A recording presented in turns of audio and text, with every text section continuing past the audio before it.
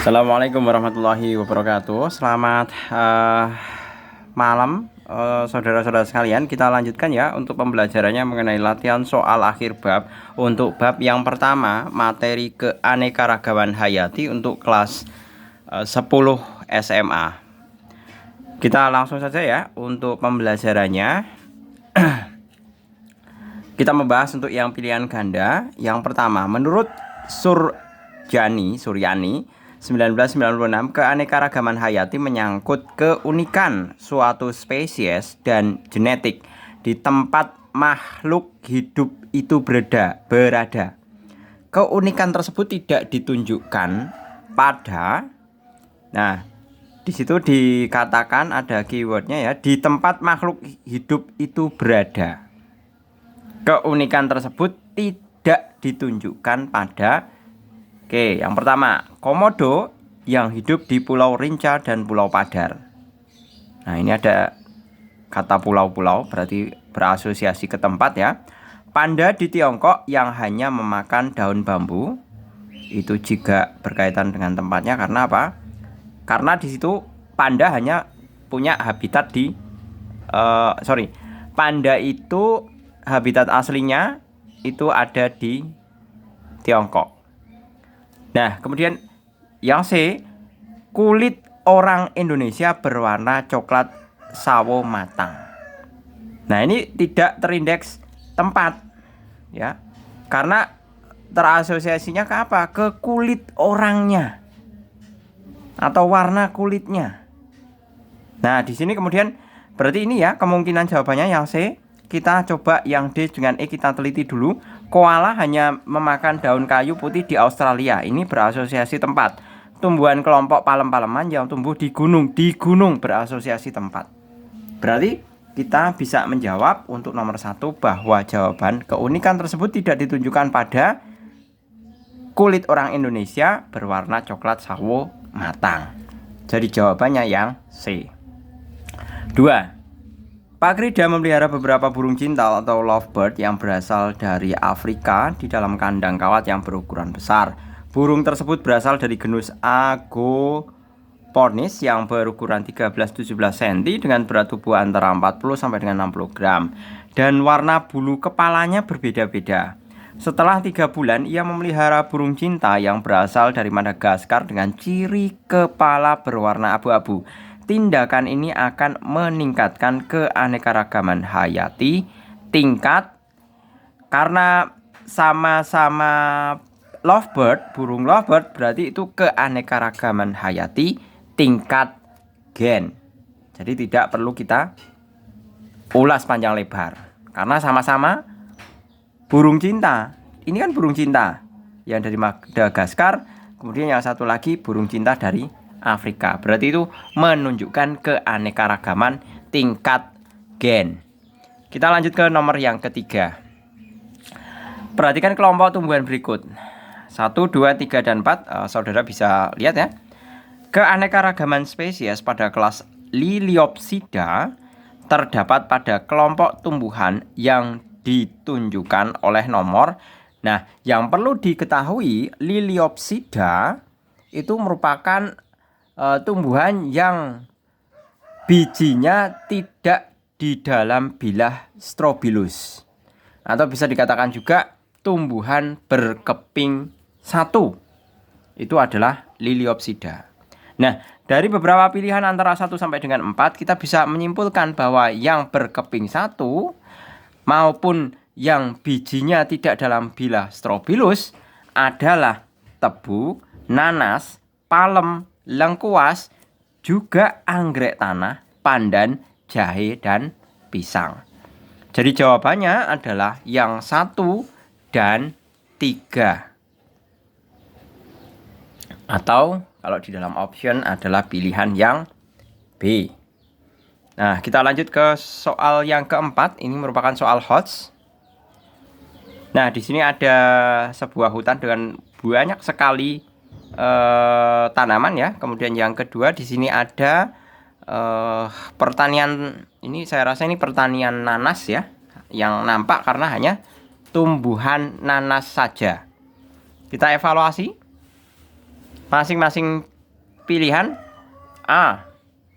Ekosistem 1, keanekaragaman hayati tingkat spesies rendah.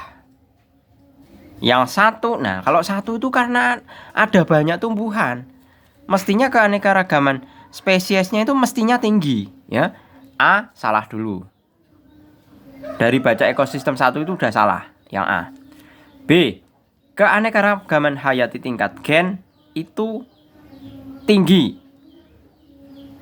Itu juga salah. Karena tidak dalam bentuk satu jenis. Ya, yang nomor 1 itu. Yang C, keanekaragaman hayati tingkat gen tinggi. Juga salah untuk yang nomor 1. Keanekaragaman hayati tingkat gen rendah. Itu juga salah. Nah, yang E, keanekaragaman hayati tingkat spesies tinggi. Itu benar. Karena apa alasannya? Karena di sini terdapat banyak spesies atau terdapat banyak jenis pohon. Jadi keanekaragaman hayati tingkat spesiesnya itu tinggi. Nah, sedangkan khusus yang di bawah ini yang ada hanya tanaman nanas. Kalau sesama jenis nanas itu apa? Keanekaragaman hayati tingkat gen. Ya, bedakan. Kalau gen itu kalau selama dia satu jenis, kalau spesies itu selama dia berbeda jenis tumbuhannya.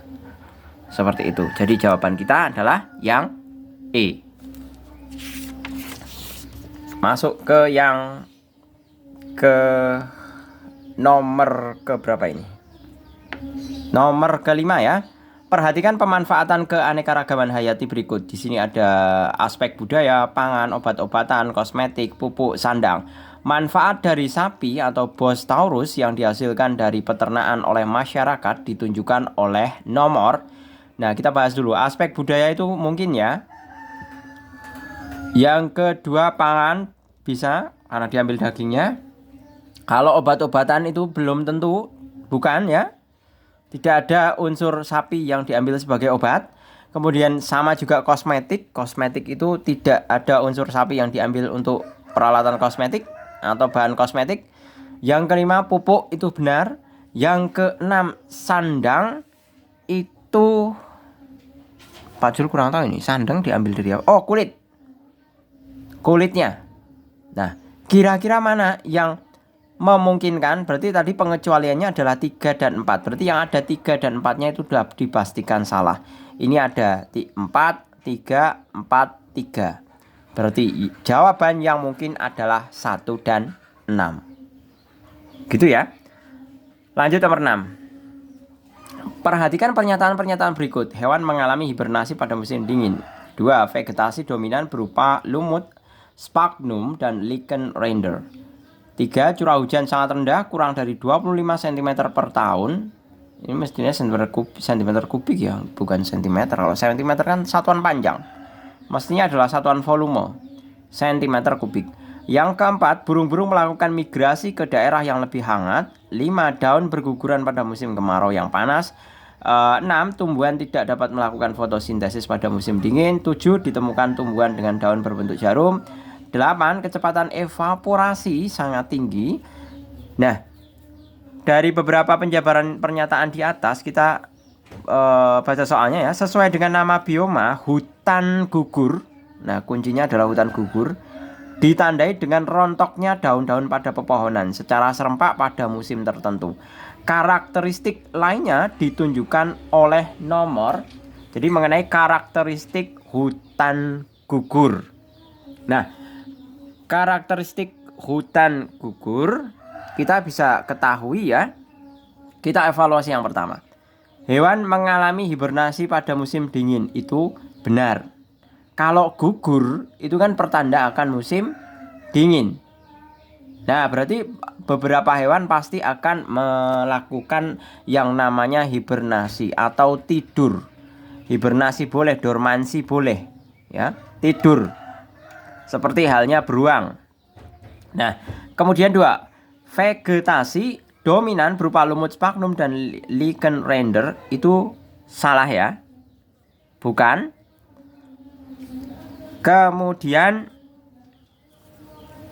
Curah hujan sangat rendah, kurang dari 25 cm kubik per tahun, itu juga bukan. Yang 4, burung-burung melakukan migrasi ke daerah yang lebih hangat, itu benar. Karena musim dingin mestinya kan tidak cocok untuk tumbuhan ya, mestinya dia akan mengalami kedinginan, makanya dia akan bermigrasi atau pindah tempat, mencari tempat yang lebih hangat. Berarti 4 ini benar. Nah, antara 1 dan 4, nah, di sini ada pilihan 1 dan 4. Coba kita cek yang 6. 6. Tumbuhan tidak dapat melakukan fotosintesis pada musim dingin. Itu benar. Karena apa? Di samping sinar mataharinya tidak ada, di samping itu juga seluruh permukaan tubuh tumbuhan itu umumnya tertutup salju. Jadi tidak dimungkinkan untuk bisa melakukan fotosintesis. Kita lanjut untuk yang nomor ke-7. Jadi pilihan jawabannya adalah yang B. Bunga Edelweiss Anaphylis javanica merupakan tumbuhan endemik pegunungan yang dingin dengan ketinggian di atas 2.500 meter seperti di kawasan Gunung Bromo, Malang, Jawa Timur, atau di Gunung Papandayan, Garut, Jawa Barat. Tumbuhan ini semakin langka karena sering dipetik oleh penduduk setempat. Dan sering dipetik oleh penduduk setempat dan wisatawan untuk alasan estetik ya, spiritual, diperjualbelikan atau sekedar kenang-kenangan. Tindakan yang tepat untuk melestarikannya adalah melarang para wisatawan. Tidak mungkin wisatawan tidak usah membeli dan membawa pulang bunga tersebut, itu dimungkinkan. Memasang sebanyak mungkin papan tidak mungkin, kurang kerjaan banget ya. Kemudian yang D, memasang pagar-pagar, kurang kerjaan. Yang E, menutup area tumbuhnya, itu juga kurang kerjaan. Jadi yang lebih tepat adalah yang B, wisatawan tidak usah membeli dan membawa pulang bunga tersebut. Ini Pak Jul curiga ini pakai kata baku atau enggak ini? Wisatawan tidak usah. Sebenarnya wisatawan tidak perlu ya. Wisatawan tidak perlu membeli dan membawa pulang bunga tersebut. Mestinya seperti itu. Pak Jul tidak tahu usah itu termasuk kata baku atau kata tidak baku. Coba di cross check lagi di KBBI mengenai kata usah. Apakah dia baku atau tidak. Oke, kita bahas untuk yang soal 8. Nah, ini kompleks banget ya. Perhatikan gambar zona ekosistem air laut dan beberapa organisme berikut. Nah, di sini ada sesuai dengan kedalamannya ya, mulai dari 0 sampai 200, 1800 sampai dengan lebih dari 1800. Nah, untuk ikan tuna itu mestinya adalah yang di dekat-dekat permukaan. Kalau yang ikan tuna, mestinya yang dekat-dekat permukaan. Jadi kalau ikan tuna bisa diproyeksikan dia itu berada pada P dan Q ya, satu itu. Nah, kemudian ini yang ikan yang bentuknya seperti hantu yang menakutkan, biasanya ini berada pada perairan-perairan yang dalam. Perairan yang dalam itu yang paling dalam kira-kira yang mana? Yang R dan S. Itu yang dalam. Nah, biasanya makhluk-makhluk yang hidup yang di situ itu umumnya satu, wajahnya itu menakutkan, yang kedua itu kadangkala ada yang transparan, gepeng, kadang juga ada lampunya. Nah, kemudian yang ketiga adalah ganggang laut. Nah, kalau yang namanya ganggang laut itu mestinya di permukaan. Karena apa? Namanya ganggang, dia punya klorofil, dia butuh fotosintesis.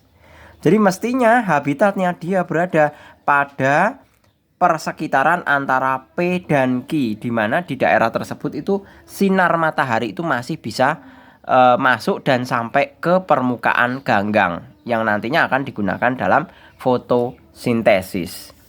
Jadi kita bisa menyimpulkan bahwa untuk tadi ya, nomor 1 untuk pilihan jawabannya, nomor 1 tadi adalah P dan nomor 1 itu tadi ikan tuna itu Q dan R. Itu masih dimungkinkan ya. Kemudian yang kedua yang dalam itu R dan S, 2 benar. Kemudian yang ketiga itu adalah yang bagian permukaan atau di mana dia masih mendapat sinar matahari, yang Q. Jadi kita bisa punya jawaban bahwa nomor 8 ini adalah yang A. Kita masuk ke 9. Kunjungan para wisatawan ke Taman Safari Indonesia di Bogor, Jawa Barat sangat mendukung program pemerintah dalam hal pelestarian hewan-hewan langka secara ex situ. Ex situ berarti bukan habitat aslinya, berarti hewan itu yang didatangkan ke tempat penangkaran. Jadi bukan habitat aslinya. Tindakan yang salah ketika berkeliling di area hewan buas yang berbahaya adalah, oke, kita analisis pilihan jawabannya. Yang A, memberi makanan hewan walaupun melalui jendela mobil, benar. Berkeliling menggunakan mobil khusus yang telah tersedia, biasanya taman safari nggak mungkin ya menyediakan mobil khusus. C, tidak membunyikan musik yang keras-keras di dalam mobil. Kemudian ini nggak mungkin lah, kurang kerjaan banget membunyikan musik. Yang D, tidak mengganggu hewan-hewan yang sedang tidur. Ini juga kurang kerjaan. Yang E, tidak membuka pintu dan jendela mobil. Nah, ini konyol ini kalau sampai membuka. Berarti yang tindakan yang salah tentu adalah memberi makan hewan walaupun melalui jendela mobil. 10. Masuk 10 ya. Perhatikan gambar organisme berikut. Nah, di sini ada kalajengking, ada kaki seribu, terus ini ada apa ini? Kepiting ya. Kemudian ini kalau istilahnya kalau di orang Jawa itu namanya ketonggeng. Tapi nggak tahu ini bahasa Indonesianya apa. Kumbang. Kumbang yang biasanya ada di kotoran sapi atau di kotoran kerbau itu biasanya seperti ini bentuknya. Ciri-ciri yang menjadi dasar keempat hewan tersebut diklasifikasikan dalam satu film adalah ini jelas apa hewan berbuku-buku ya ini ya. Atau kalau kita lihat lipatan di kalajengking ataupun di kepiting ya, itu kan bentuknya berruas-ruas atau berbuku-buku istilahnya. Berarti kita bisa menyimpulkan bahwa keempat hewan ini itu, nah ini ada pilihan jawabannya ya langsung ya di sini ternyata tubuh dan kaki itu berruas-ruas. Ruas itu sama saja dengan berbuku-buku. Jadi jawabannya adalah yang E. Kita lanjut untuk yang nomor ke-11. Jangan lupa ya saudara-saudara semua, kalau misalkan intermezzo sedikit, iklan ceritanya.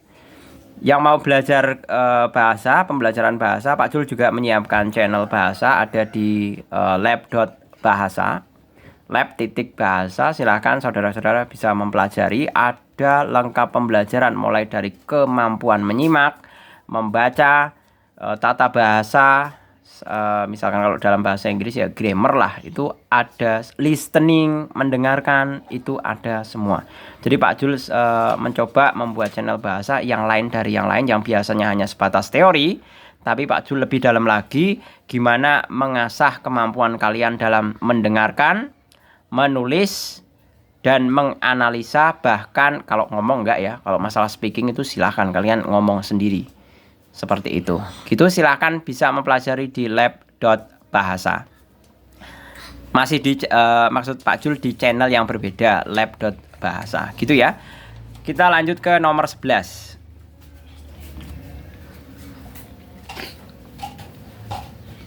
Jika jagung, Zeamai bahasa Latinnya ya, menempati takson A, bagian E adalah, nah Zeamai itu kan jelas dia spesies. Kita tinggal ngurutin aja mulai dari tingkatan takson yang paling bawah sampai ke atas. Kita tinggal berhitung saja. Ada spesies, atasnya lagi genus, ada family, kemudian ada ordo, kemudian ada kelas. Berarti jelas E adalah kelas. Jawabannya yang B. Lanjut nomor 12. Perhatikan kunci dikotom berikut. Nah, ini ada makhluk seperti kadal, tapi dia bukan kadal.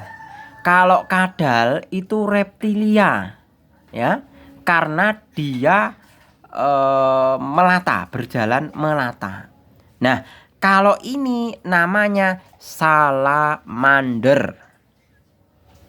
Ini bukan tokek, bukan cicak, bukan iguana ya. ini salamander. Mirip seperti kadal. Ya. Hampir mirip.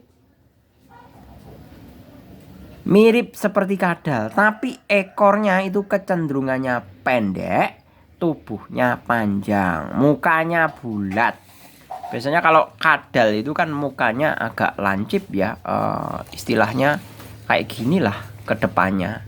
Nah kalau ini kan lebih lebar seperti itu.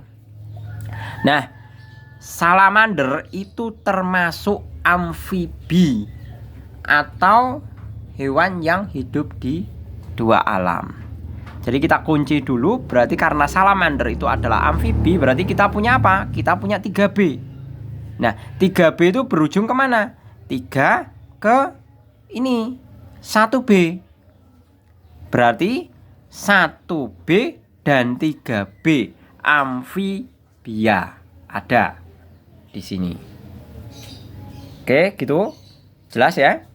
Kita lanjut ke yang nomor 11. 13.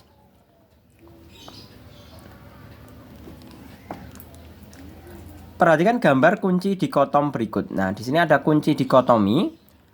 Persamaan antara laba-laba dan gurita. Nah, laba-laba itu termasuknya adalah arthropoda. Arthropoda itu di sini. Nah, sedangkan gurita itu adalah moluska atau hewan berkulit lunak.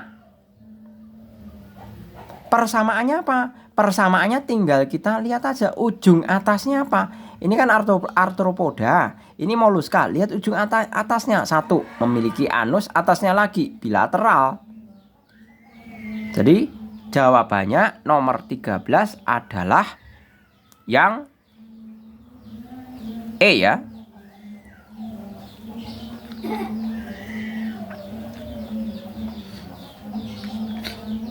(13) yang E benar. 15, kita lanjut ke 15 ya. Ke 15. Daerah persebaran fauna Indonesia digambarkan dengan diagram irisan 3 ini 5. Ya udah deh 15, udah terlanjur 15 dulu ya. Mestinya kan 14 dulu. Digambarkan dengan diagram irisan 3 himpunan berikut. Label PGRS merupakan jenis organisme yang hidup di kawasan Indonesia 1, 2, 3. Ini mestinya adalah kawasan barat, peralihan, dan timur, ya kan? Nah, ternyata sudah disebutkan. Jika 1 kawasan Indonesia Barat, ingat ini kawasan Indonesia Barat. T kangguru pohon. Nah, berarti kalau ini barat, berarti ini T, ini kawasan Indonesia Timur karena kangguru pohon. Ya kan? Berarti kita bisa menyimpulkan apa? Kita evaluasi aja, kita urutkan saja yang nomor 15 ya. Kita lihat 2. Itu kawasan Indonesia Timur, itu jelas salah karena kawasan Indonesia Timur itu yang ketiga. Mestinya 2 adalah peralihan. Berarti ini Indonesia Timur salah. Ini Indonesia Timur salah. Kawasan Walase itu juga peralihannya bukan pada nomor 2 ya. Bukan pada peralihannya benar nomor 2 tapi bukan kawasan Wallacea. Seperti itu. Jadi kita bisa simpulkan ABC ini salah dulu ya. Nah, kita masuk ke yang bagian ini. Nah, yang D kita teliti terlebih dulu. Yang 2 kawasan peralihan benar. 3 kawasan Indonesia Timur benar. Yang P gajah itu benar. Gajah itu adalah hewan kawasan Indonesia Barat. Kemudian Q karena peralihan komodo itu juga benar. Kemudian R. Nah, R itu adalah hewan yang ada di ketiga kawasan, baik kawasan barat, peralihan maupun timur. Nah, itu kupu-kupu. Kupu-kupu itu bisa ditemukan di semua daerah di Indonesia. Nah, selanjutnya yang S. S adalah antara peralihan dan Indonesia Timur, burung kakak tua. Nah, itu benar. Kemudian kalau untuk yang E tadi, itu salahnya di mana? Yang yang daerah keseluruhan di Nusantara atau di Indonesia, di seluruh kawasan, itu burung kasuari itu tidak ada. Burung kasuari itu di wilayah barat tidak ada, di peralihan juga tidak ada. Ya, jadi jawabannya adalah yang D. Kita lanjut nomor 16. Nomor 16, perhatikan gambar peta persebaran fauna di Indonesia dan jenis Pak Jul lupa nomor 14 tadi belum ya. 14. Seorang ahli botani mengidentifikasi 5 jenis tumbuhan berbunga dan diberi label K, L, M, N, dan O. Tumbuhan K, M, dan N memiliki warna yang berbeda dan ketika dikawinkan di antara ketiganya dapat menghasilkan keturunan yang fertil. Nah, maksudnya apa? K, M, dan N itu warnanya beda tapi bisa menghasilkan keturunan. Tumbuhan L dan O memiliki warna yang sama dan tidak dapat menghasilkan keturunan ketika disilangkan. Nah, ini pasti beda spesies. Kemudian tanaman K dan L juga tidak dapat menghasilkan keturunan ketika disilangkan. Nah, jadi keywordnya apa? Selama dia tidak bisa disilangkan berarti dia itu berbeda spesies. Ya. Yang bisa disilangkan itu berarti satu spesies. Berarti kita bisa menyimpulkan nomor 14 bahwa K, M, dan N ya, itu satu spesies. Satu jenis spesies. Tapi keanekaragaman jenis apa? Keanekaragaman jenis gen, tingkat gen. Berarti M dan N itu merupakan jawaban dari pertanyaan mengenai keanekaragaman hayati tingkat gen yang dimaksud. Jadi nomor 14 jawabannya adalah yang D. Kita lanjut ke nomor ke-16 ya, ini tadi. Perhatikan peta persebaran fauna di Indonesia dan jenis hewan berikut ya. Nomor 16 yang kita evaluasi yang pertama kali ya, P itu di ujung Sumatera sini, ini P ya. Ini tulisannya memang kurang jelas ya, atau Pak Jul perbesar aja biar kalian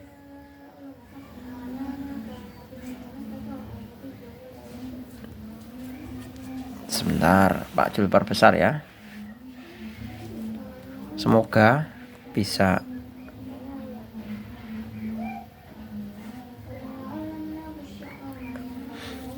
Nah, di sini ada P. P itu yang barat. Mana yang barat? Yang barat adalah sebentar. Barat 2 itu bukan barat. 3 itu ya barat ya. Ini beruang itu barat masuknya. Kemudian yang Ki itu juga wilayah barat. Ini P, Ki, ini yang Ki. Kalau P-nya tadi ini, Ki-nya sekarang di sini, pindah di sini. Yang Ki adalah gajah. Karena di sini kan ada Waikambas kalau salah. Waikambas apa Gunung Leuser ya? Kayaknya kalau yang ada pelatihan gajah itu di Lampung, bener, tapi lokasinya di sini di Ki. Gajah ya, berarti yang C masih tetap benar. Kemudian yang R itu Jakarta, nggak mungkin ini ibu kota masa di ini mestinya apa ujung kulon ini R ini. PQR mestinya ujung kulon, biasanya Badak ya. Kemudian S itu ada di Kalimantan. Kalimantan itu mestinya adalah orang utan, habitat aslinya memang dia di sana. Kemudian T di Jawa Timur itu tidak ada ya di pilihan jawaban di sini. Kemudian U itu di Sulawesi, ini lokasinya. Itu kalau Sulawesi adalah burung maleo ya. Kemudian yang paling ujung atau W ini adalah kanguru atau hewan berkantung. Jadi jawabannya adalah yang C. Nah, ini pilihannya seperti yang tadi ya. Jawaban yang tepat adalah yang C.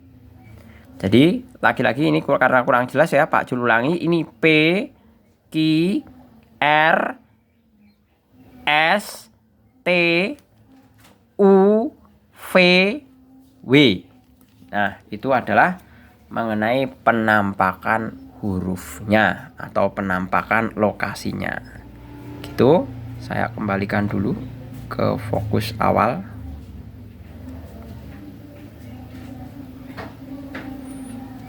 Ya, kita lanjut ke kladogram. Kita mempelajari kladogram.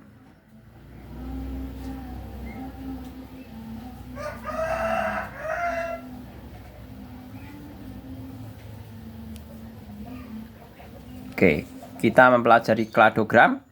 Di sini ada lumut, paku, gimnosperme, pembuahan ganda, angiosperme. Di sini ada alga, ini ada tanda silang, ada tanda Y ya. Untuk yang nomor 17 kladogramnya seperti itu. Diperhatikan lagi. Kita buka pertanyaannya. Pernyataan yang paling benar adalah tumbuhan paku dipisahkan dari gimnosperma di gimnosperme karena Y adalah ciri berspora.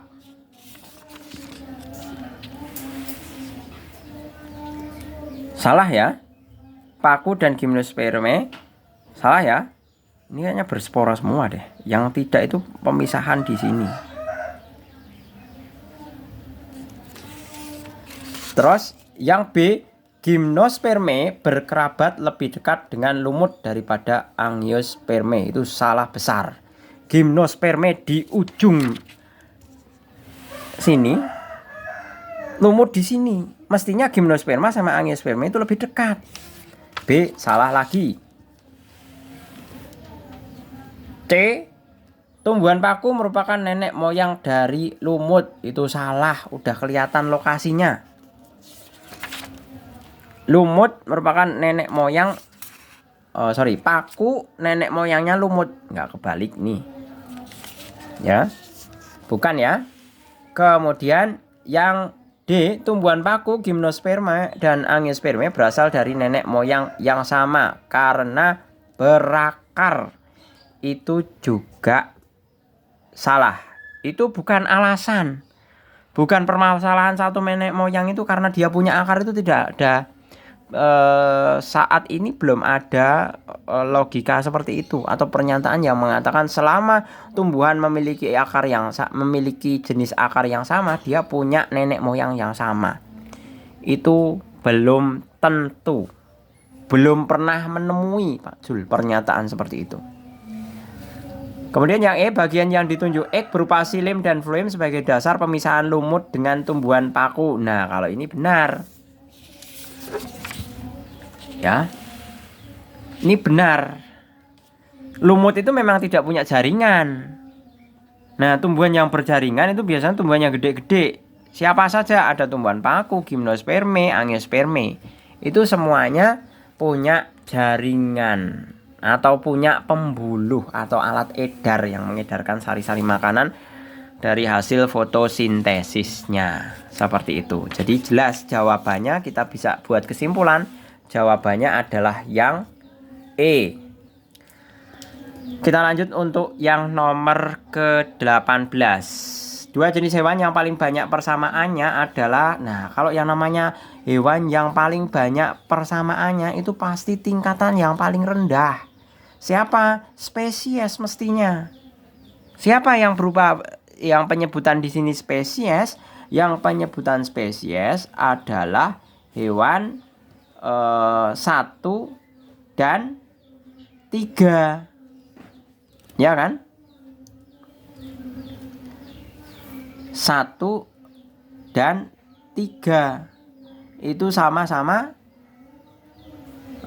pada tingkatan yang terendah ini.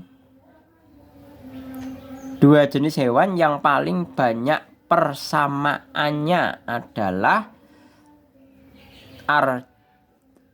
ya ini 1, 2, 1 dan 3. Karena sama-sama siapa? Arsip sama. Karena genusnya genusnya sama-sama arsip. Kalau yang hewan 2 dan 3 dengan 1 dan 2 itu kan genusnya jelas berbeda. Kalau 1 dan 3 itu kan satu genus, berarti kan dia mestinya adalah persamaannya banyak. Kan seperti itu konklusinya. Oke, kita lanjut ya. Perhatikan grafik curah hujan dan suhu tahunan di berbagai bioma berikut. Nah, ini biomanya. Kita diminta untuk mencari pertanyaannya ya. Jumlah tipe bioma yang memiliki curah hujan lebih tinggi dari bioma yang ditemukan di latitude rendah. Di latitude terendah. Kata kuncinya bioma di latitude terendah atau garis lintang rendah. Nah, bioma di garis lintang terendah dengan curah hujan lebih tinggi itu adalah padang rumput.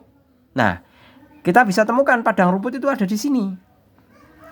Nah, pertanyaannya adalah yang curah hujan tinggi. Mana yang curah hujannya tinggi? Yang lebih tinggi dari padang rumput itu siapa? Nah, tundra itu, ini grafiknya birunya ada di atas. Ini kan batasnya cuma ini. Berarti tundra bisa, taiga bisa, hutan 4 musim itu jelas bisa, semak belukar bisa, gurun subtropis itu juga di atasnya, savana bisa, hutan hujan tropis bisa, hutan tropis iklim sedang juga bisa. Berarti bioma yang di atasnya padang rumput dengan asumsi curah hujannya yang lebih tinggi, tinggal kita hitung. 1, 2, 3, 4, 5, 6, 7, 8. Nah, mestinya ada 8. Coba kita teliti lagi ya. 1, 2, 3, 1, 2, 3, 4, 5, 6, 7, 8. Ini kalau kita bisa pakai persekitaran, nah kayak gini ya. Tundra kan juga masih curah hujannya lebih tinggi dari padang rumput.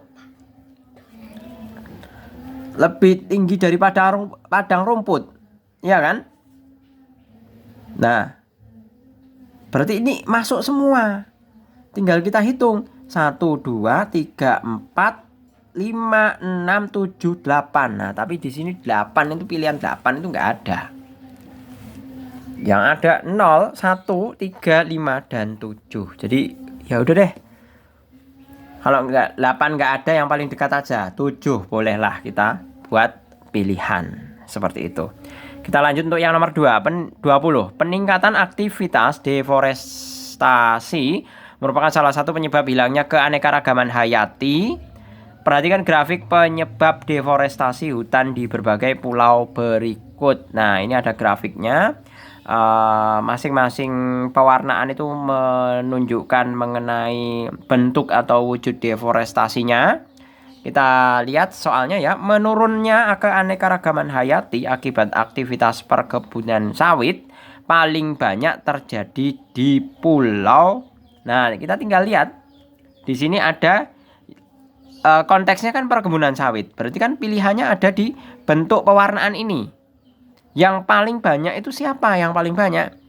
Yang paling banyak pilih saja yang bentuk pewarnaan seperti ini yang paling besar. Tentu ini adalah Kalimantan. Jadi jawabannya adalah yang A, Kalimantan. Oke, gitu ya. Saya rasa cukup, pembahasannya panjang lebar sekali untuk 20 soal mengenai bab 1 keanekaragaman hayati. Oke, saya rasa cukup. Silahkan dievaluasi, berikan feedback. Misalkan ada pembahasan soal yang sekiranya kurang meyakinkan, kita diskusi bersama. Saya akhiri, terima kasih, selamat malam. Assalamualaikum warahmatullahi wabarakatuh.